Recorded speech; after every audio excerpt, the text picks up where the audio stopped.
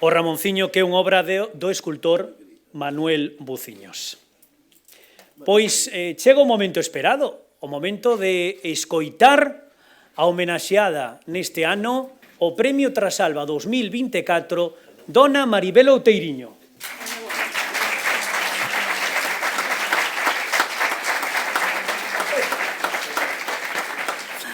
Ola. Mire vostede, preciosa nena, nestes momentos, ao mirala con esta luz e a esta hora, parece vostede unha fada céltica. Eran as 5 da tarde dun día de decembro de 1975 e con este sorprendente comentario, don Ramón interrompía a entrevista que mantiñamos sentados ambos á mesa camilla. En todas as súas vivendas había unha mesa camilla, do cuarto de estar da casa número 23 da Rúa da Paz. A entrevista publicaríase uns días despois en La Región con motivo da homenaxe que lle dedicaban os seus numerosos exalumnos do instituto. As súas primeiras palabras foran: dende que morreu a miña muller, estou só e triste. A súa muller, Fita, entrevistara 2 anos antes con motivo do 50 aniversario da súa boda. Era a primeira entrevista que se lle facía e sería a única. Nela describe o seu marido como un home ameno, sencillo, un hombre de estudio que se preocupa por saber e por eso dá gusto viajar con él, que quiere a la gente e que disfruta de sus muchos amigos. Por ela soubemos que don Ramón escribía de noite, sentado á mesa de braseiro, que lle gustaba moito a noite, que contestaba todas as cartas e que nunca discutiron. Hai pouco máis de 5 anos coñecín a Manuela, cociñeira e cuidadora de doña Eladia, a nai de don Ramón. Manuela recordaba a Fita cosendo e xogando a brisca coa súa filla Mariflor e as moitas merendas que preparou para os numerosos amigos que visitaban Trasalba. Manuela estaba sumamente agradecida á xenerosidade do Sotero. Non só lle regalaron o enxoval da súa boda e a festa coa que a celebrou, senón que, ademais, deronlle diñeiro para construir a súa casa de acabada de casar. A tristeza que abafaba don Ramón aquel día da nosa entrevista non impediu que, como era habitual nel, durante 3 horas fora un prazer escoitalo contar, con magnífica memoria, o que foron os seus fecundos 87 anos. Seguía sendo acolledor e cálido. Ese día estuvo sincero, nostálxico e humano, declarándose un home cunha vida feliz ao lado de Fita. Non era esta a primeira entrevista que lle facía.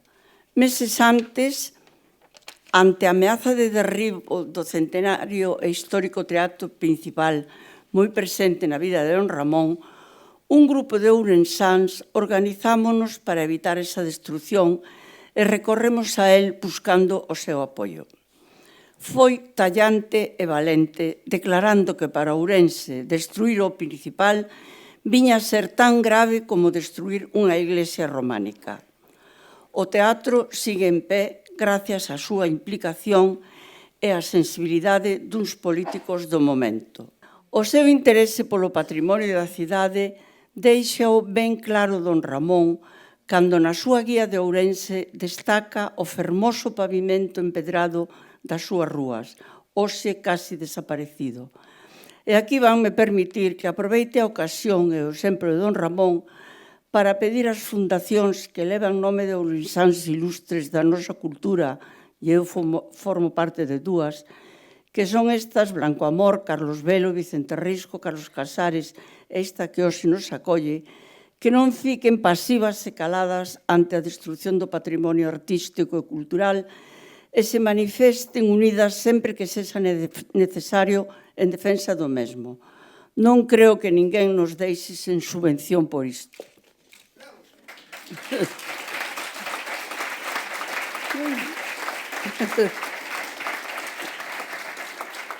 Os intelectuais galegos de finales do XIX e principios do XX, como os do resto do país, non foron alleos ao interese por publicar textos nos xornais.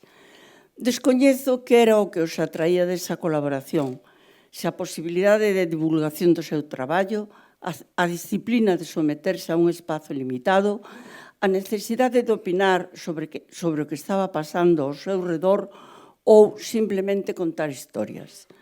Non eran periodistas no sentido que os profesionais lle damos a ese termo, é dicir, contadores da actualidade, reporteiros da rúa. La región tuvo o privilexio de contar coa colaboración nas súas páxinas dun grupo de homes que lle deron categoría e amenidade cos seus textos. Teño que aclarar que a todos eles no xornal se lles nomeaba sempre con un respetuoso don por diante. No caso ourensán, don Vicente foi o que máis se aproximou ao oficio de xornalista, escribindo sobre o que estaba pasando no mundo en Ourense, chegando mesmo a presidir a Asociación da Prensa Ourensá, asistindo ás populares verbenas de la prensa que se celebraban no Xardín de Posío, formando parte do xurado que elexía a raíña da prensa ou concedía un premio á gravata máis creativa. Uns anos máis tarde, Blanco Amor e Casares seguiron os pasos de don Vicente, ambos xa con certa experiencia periodística.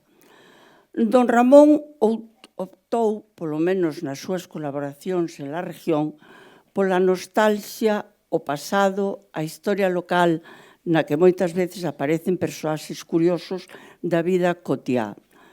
Moi similar foi a actitude de Cuevillas coas súas Cosas de Ourense.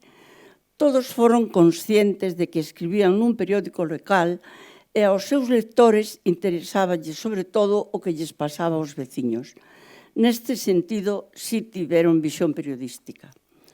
Don Ramón publica o seu primeiro artículo en La Región en febreiro de 1946, iniciando unha serie titulada Los caminos de Galicia. Escribe en español e asina co pseudónimo de Santiago Amaral. Son artigos longos contando historias vividas por el ou por outros. Ten 58 anos e, como máis tarde escribiría Carlos Casares na súa biografía, vivía aqueles anos de dor, había sido retirado da súa cátedra de instituto, castigado políticamente, vivía aqueles anos de dor retirado en Trasalba, dedicado á lectura e á reflexión. A esa primeira colaboración seguiu a magnífica serie titulada De Ourense Antigo. Suman máis de 300 artigos, algúns dos cales foron recollidos no libro editado na Biblioteca Otero Pedrallo. Estos son algúns dos seus títulos. Albéniz en Ourense, El árbitro de la elegancia, Para un notabulismo orensano, El paso de Castelar, Al calor de las Burgas e moitos máis. Don Ramón nunca aparecía pola redacción do periódico onde mandaba os seus artículos pola rapaza de servicio cando estaba na Rúa da Paz e ignoro como chegaban á redacción cando estaba en Trasalba. O redactor Servando Illacuriaga era o encargado de traducir aquela letra miúda e revirada para facer posible a súa impresión. Con frecuencia escapábase un toque de humor sutil e fino. Aínda que don Ramón non frecuentaba a redacción do xornal nin os faladoiros de café e gustáballe recibir nos seus domicilios da cidade e da aldea, mantiña unha relación cordial cos irmáns Outeiriño, Alejandro e Ricardo, propietarios do periódico, aos que quiso ter cerca na festa coa que celebrou os seus 50 anos de matrimonio. Descoñezo se don Ramón cobraba por este traballo, aínda que naqueles tempos poucos colaboradores do xornal o facían. Iso non era impedimento para que se amosase xeneroso con calquera que pedise un escrito seu, xa fose a comisión de festas dunha aldea, a festa dos Mallos ou un pregón para o Corpus. El e os seus contemporáneos do Grupo Nós estaban tan integrados cos seus veciños que estes vían do máis natural que don Ramón, don Vicente, don Florentino participasen na súa festa ou compartisen os seus saberes con eles, os que, por suposto, repartían con xenerosidade. Os arquivos locais gardan numerosos programas de festas nos que se incluyen artigos de todos eles. Estes últimos días, mentras preparaba este, non sei se chamarlle discurso, ocorreuseme pensar que no caso de que don Ramón vivise, como podería facerme a súa amiga? Que podería gustarlle de min? Desde logo, uniríanos o gusto por camiñar. Na entrevista xa aludida, don Ramón conta as súas camiñadas por Galicia, unhas veces só e outras acompañado. Dice don Ramón, a costa de Galicia recorrina toda en varios anos eu solo. Dormín en todos os portos, en sitios casi inaccesibles. Pasei momentos deliciosos. Andaba con bastón, un impermeable e sin nada máis, sin depender de coche, de cabalos, nin de avión, nin de nada. Para coñecer un país hai que andalo a pé. Ambos escribimos guías para camiñar, o que une moito. Quero pensar que, ademais, a miña condición de muller habíalle resultar atractiva. Na entrevista de Marras, describe así o seu primeiro amor. El tenía 14 años, ela chamábase Margarita, descendía de Ourensáns e coñeceuna en San Sebastián. Conta don Ramón. Non era de gran estatura, pero era moi fina. Tiña uns ollos que a min parecíame de diosa. Collíamonos do brazo e andábamos por aqueles parques tan bonitos. Gustábame moito oíla falar vasco. Por outra parte, un home que, según conta el mismo nas súas lembranzas do meu vivir, lectura que recomendo a todo o mundo, conta como trataba as prostitutas, el mismo escribe, con comedimento e finura. E era capaz de declamarlles as flores do mal de Baudelaire. Un home que define a muller como refuxio de todos os intres, ese home, sen dúbida, podería ser o meu amigo. Quero dicir con isto que, ademais dos seus moitos saberes, moi ben estudados por algúns dos que estades aquí, e dos que non vou ter o atrevemento de falarvos, a personalidade de don Ramón, os seus goces, a súa preocupación polo patrimonio, as súas debilidades e a súa bonomía, esta última demostrada, mantendo a súa amizade con risco, aínda sen compartir o seu desvío político. Como digo, todo isto sorpréndeme e atraime canto máis os descubro, e aumentan o meu orgullo de estar hoxe aquí recibindo este honor. Os cristiáns da miña xeneración temos 4 ocasións na vida de ser protagonistas. O bautismo, a primeira comunión, a boda e o enterro. Os 2 primeiros, o bautismo e a primeira comunión, vivinnos sin demasiada conciencia, a verdad. Boda non tiven porque nacín soltera e collínlle gusto á situación. En canto ao enterro, vou esperar un pouco máis para celebralo. E quedade todos convidados.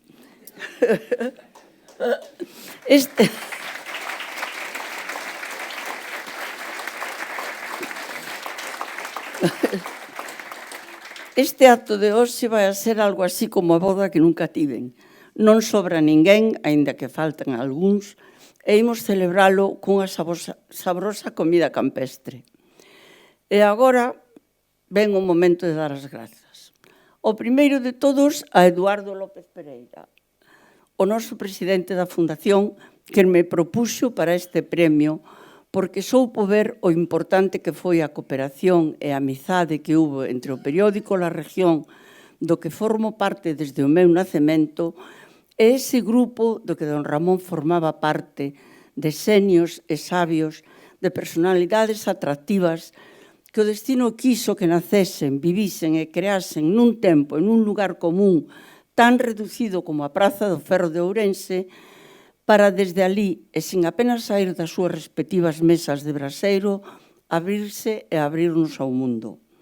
Gracias, Eduardo, no meu nome e no de todos os que formamos parte da región, porque nos deches a oportunidade de agradecerlle a don Ramón a súa amizade e a súa colaboración, e a min a oportunidade de reunir aos meus amigos, entre os que quedas xa incluído.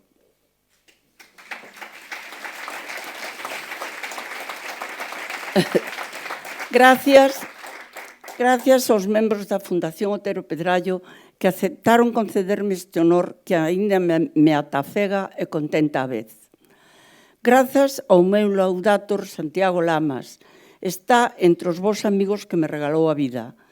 Como colaboradora da Fundación Otero Pedrallo, aproveito a ocasión para agradecerlle e recoñecerlle as inesquecibles xornadas sobre psiquiatría, psicoanálise e literatura de altísimo nivel intelectual que durante 20 anos se celebraron nesta casa, dirixidas por el, por outra parte, bo coñecedor da obra de don Ramón. Gracias a Susana Reboreda e a Patricia Arias. Jesús, canto traballan estas mulleres. Gracias pola vosa generosa acollida e polo voso traballo na coordinación deste libro de amigos que sacastes adiante. Desde hai uns anos dáseme por decir que me gustaría ler os meus obituarios, porque vamos a ver, a que non lle gustaría saber que pensan os seus amigos del. Este libro que a Fundación ten a xentileza de ofrecernos aos premios Trasalba deume esa oportunidade. Grazas a todos os que quixestes opinar. Pasádevos nos vosos eloxios ás veces. Para os que vos quedastedes curtos nestes eloxios, grazas tamén. Prometo non tomar venganza. É broma. Grazas a todos os que viñestes hoxe a este delicioso lugar que é Trasalba de don Ramón, na que tantos amigos recibiu ao longo da súa vida. Aos amigos chegados de Argentina, Portugal, Pontevedra, Ginebra, Santiago, Nova York, Barcelona e Madrid. Gracias a Paz, Paca, Belén, Ángeles, Pura, Carmucha, Teresa, Elvira, Marisa, ese grupo de mulleres que compartides a miña cotía os vos tragos da hora do aperitivo de todos os días.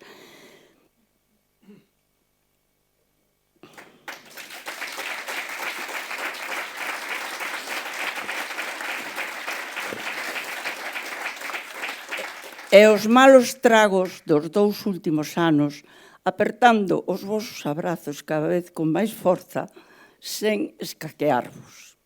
Bueno. Gracias a eses cidadáns anónimos e generosos sin os que, como escribiu Kapuscinski, non se pode facer bo periodismo.